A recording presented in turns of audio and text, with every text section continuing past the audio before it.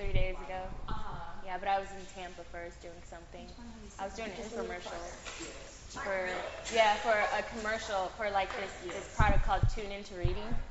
It's like for kids. I don't know if you guys heard about that, but it'll be playing soon. All right, well, let's get it going here.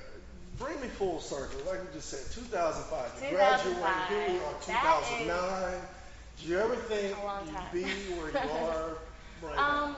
Well, I always had really high hopes as a child. You know, I had big dreams, and my sisters and my mom always taught me that whatever it is you want, you can achieve it. You have to go after it and work really hard. So as a child, that's what I did. You know, I was involved in a lot of extracurricular activities, and I always tried to keep myself busy, you know, whether it was singing in the community for a charity event or doing a play in school or something. So I love the arts, and I love, you know, staying busy. So I could see myself doing big things because that was my dream. But when it happens, it always is a big surprise, and it's kind of surreal at first. The American Idol, from where it started Yes. to where you finished, Yes. you're amazed, and has it still set in? Is it still surreal? I think it's set in now. It's set in. Yeah, I can now believe that it happened. It's not surreal anymore. It was a wonderful experience. It was very stressful. Lots of hard work, little sleep. You're doing commercials and press and interviews and meet and greets, and then on top of that, you have to learn like 5 songs and perform. So it was a nerve-wracking process, but it taught me a lot about the industry, and I feel a little bit more prepared now. As you look at an event like this weekend, the Teen Summit back home, when you're stomping around, Yes. how do you find a way to fit something in like this? And when you do, what does that mean for you now? Well, of course, since Idol, I've been extremely busy working on music and acting. But I think it's always important to make time for things that are really important to you. And I love kids, and I think, you know, as cliche as it is, but kids are our future, and you know, the youth. It's really important that we help motivate them and keep them focused and remind them that whatever it is you want to achieve, you can if you believe and you stay focused. So I think having mentors and people who have succeeded, coming back to their communities and helping out and just encouraging people, you know, I think that's really important. So that's what I try to do, and I make time for things that are important to me. And GBM and youth in my community is really important. Dreamgirls. Yeah. Landed a big role there. Some lady named Beyonce Knowles. Yeah. Um, Let me just fix it Okay. real quick. I just wanted to face more. Okay. I think it turned me.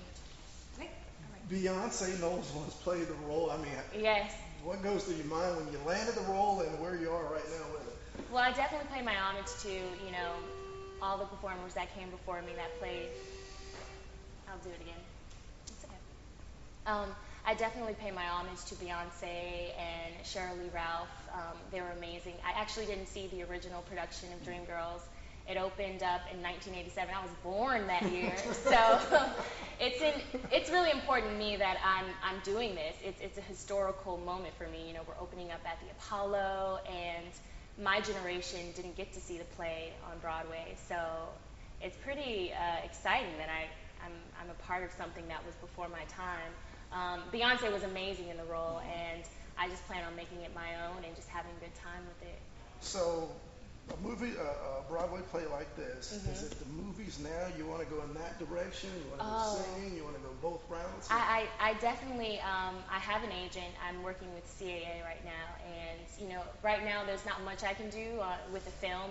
I'm going to be out for a year, you know, traveling, doing a first-class national tour with Dreamgirls. So that's going to keep me, you know, out of the films for a while. But I definitely plan on, you know, doing films. And like I said, you know, if you want something, you go after it. So I'm going to be working my butt off to, you know, brush up on anything I need to brush up on so that I'm ready for those films.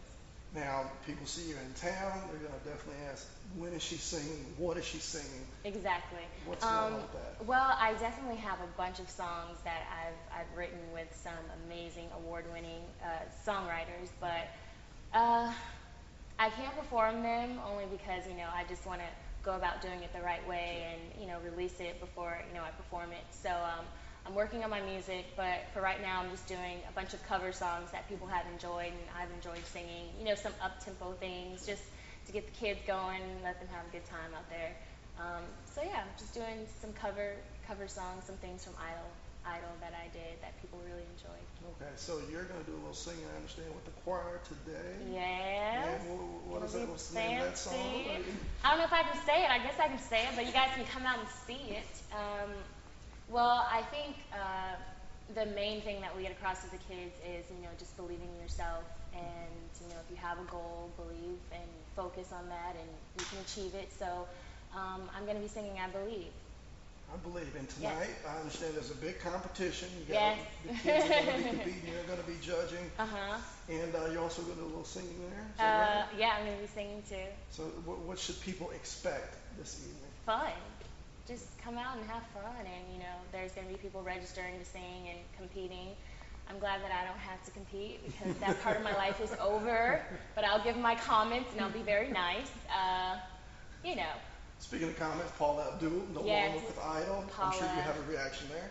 I was a little scared to call Paula at first, but I called her and, you know, she expressed her gratitude to me. I wrote a letter to her on MySpace and just, you know, expressing my thoughts about how good of a person she is, because a lot of people, you know, they see things on TV, but they really don't know the person because they never met them, they don't get to hang out with them.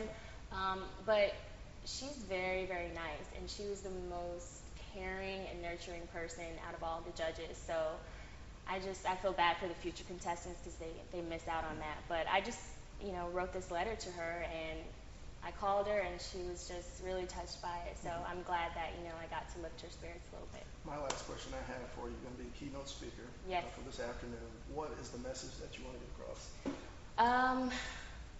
Well, I think I've said it already, but yeah, you know, it's important to me to let the kids know, you know, my personal experiences, because it wasn't always easy for me growing up, and I faced a lot of adversity and a lot of challenges, you know. I didn't always have a lot of things, and I think that's what really kept me motivated, because I always wanted more for myself and wanted more for my family.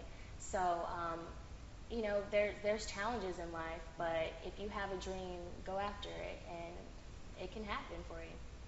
Was there any support in particular that you got growing up facing those challenges that you think really helped you make it? Well, I had a really supportive family, and whatever it is I wanted to do, I was like after school all the time. Like I got home like at 9 o'clock at night. So my mom was always supportive. She took me everywhere I needed to go. She was like, "Girl, you was an inconvenience," but she still took me. I was just so busy all the time. And I had a mentor who sat with me once a week for an hour, and if there was anything I was going through in my personal life that I couldn't talk to anybody about, I would talk to her about. And she also like tutored me in things that I needed help in, and she came to all of my shows. She's going to be here tonight actually with her husband.